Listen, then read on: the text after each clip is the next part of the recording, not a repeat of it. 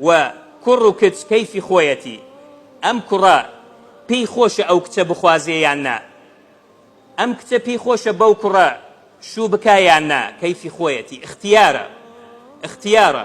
بۆیە زۆر نییە، بە زۆر نییە، ئەگە بە زۆر بێ هەر مارەی نایە.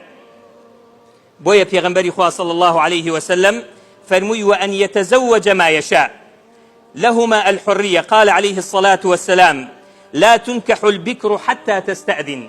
أفرمي كتش بميرد نادري تا إذني لي ورنجيري نەک وەڵا باوکی پێی خۆشە بۆ فڵان بێ، ئەمە مان باس کردووە جارێکی تر، وەڵا دڵی حەزەکە بۆ کوڕی فڵان بێ یان بۆ فڵانە کەس بێ لەبەرەوەی کوڕی فڵانە، بەویستی باوکی خۆی نییە. پێغەمبەری خوا ئەفەرمێ صلی الله عليه وسلم لا تنكح مارەی نایە و ئەو مارەکردنەش جایز نییە هەتا ئیزنی لێ وەرنەگیرێ. کاتێک کە پرسیاری لێ